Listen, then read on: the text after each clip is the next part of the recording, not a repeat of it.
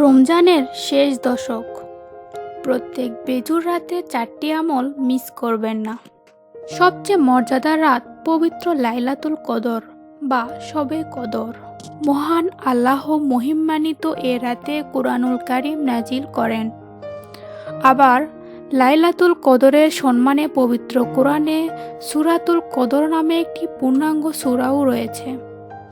এ সূরায় বলা হয়েছে লাইলাতুল কদরে কুরআন নাজিল হয়েছে।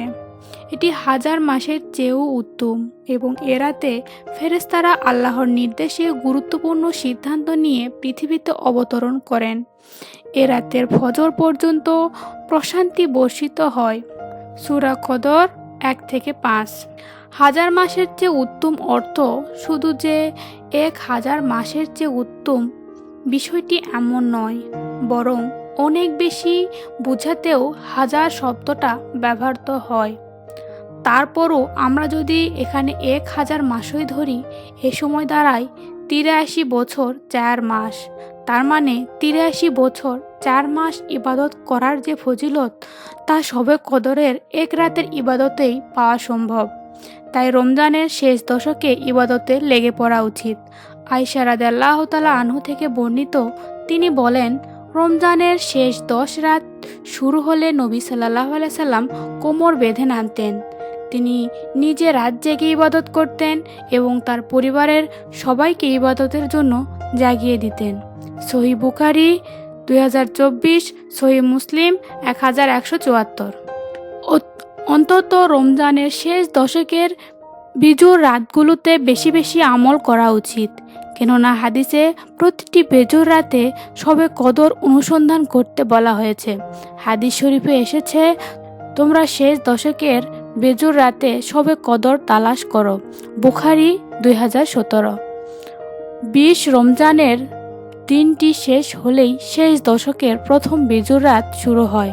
প্রত্যেক বেজুর রাতে 21, 23, 25, 27 ও 29তম রাতে 20 রাকাত তারাবি পড়বেন।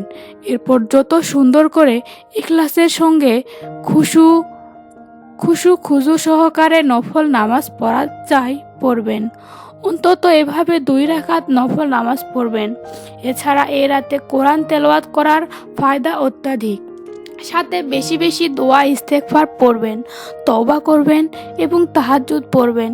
এই রাতে প্রত্যেকটি আমল এমনভাবে করবেন যেন আজকেই নিশ্চিত শবে কদর। এ বিষয়ে মনে এমন কোনো সন্দেহ না রেখেই ইবাদত করবেন। মনে রাখবেন, দান সদাকা অন্যতম নেক আমল। এর ফজিলত অনেক বেশি। তাই অন্তত 5 থেকে 10 টাকা দান করবেন। এতে 83 বছর 4 মাস প্রতিদিন দান করার সওয়াব পাবেন। এ রাতে বেহুদা কথা কাজ থেকে দূরে থাকবেন।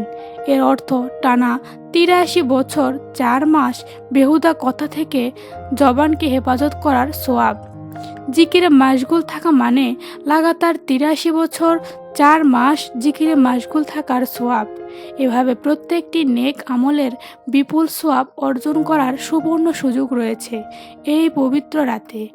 আর 4টি এমন আমল রয়েছে যেগুলো বেশি গুরুত্বপূর্ণ হওয়ায় এই মহান রাতে মিস করা কোনোভাবেই উচিত হবে না। আমলগুলো হলো মাগরিব, এশা ও ফজর নামাজ জামাতে আদায় করা।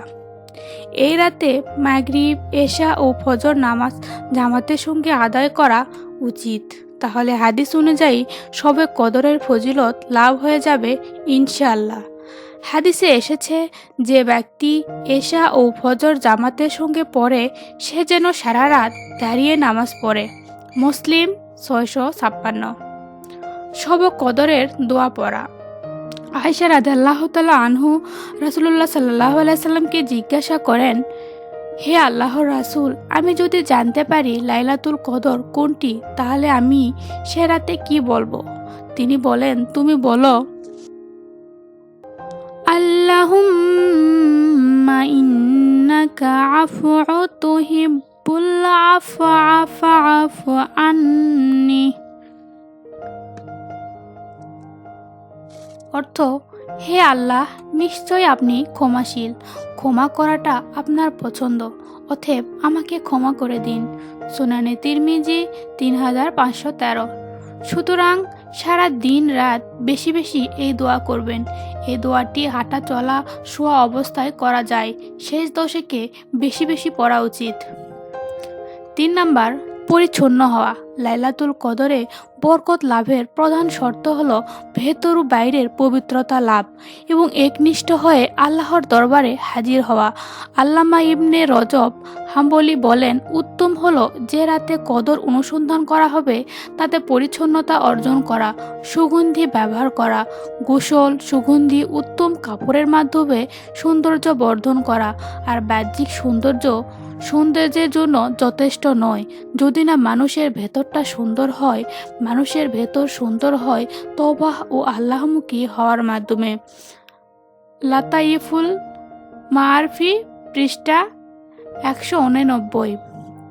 4 নাম্বার, তাহাজ্জুদ পড়া। তাহাজ্জুদের গুরুত্ব ও ফজিলত সব সময় বেশি। আল্লাহর নৈকট্য অর্জনের জন্য তাহাজ্জুদের বিকল্প নেই। শেষ রাতে মানুষ যখন গভীর ঘুমে মগ্ন, তখন প্রচুর ভয় ও ভালোবাসা আর যারা নিদ্রা ত্যাগ করেন তাদের ব্যাপারে আল্লাহ তাআলা বলেন, তারা শয্যা ত্যাগ করে তাদের প্রতিপালককে ডাকে আশায় ও আশঙ্কায়, আর আমি তাদের যে রিজিক দিয়েছি তা থেকে তারা ব্যয় করে। সূরা সাজদা 16। মহানবী সাল্লাল্লাহু আলাইহি সাল্লাম ইরশাদ করেছেন, রমজানের পর সর্বশ্রেষ্ঠ রোজা হলো আল্লাহর মাস মুহররমের মাস। আর ফরজ নামাজের পর সর্বশ্রেষ্ঠ নামাজ হলো রাতের তাহাজ্জুদ নামাজ। মুসলিম 1163। উল্লেখ্য, শবে কদরের নামে কোনো বেদাতে জড়াবেন না।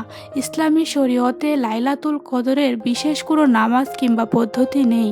কদরের নামাজে বিশেষ সূরা পড়তে হবে এমন কথা লোকমুখে প্রচলিত আছে, এর কোনো ভিত্তি ইসলামে নেই।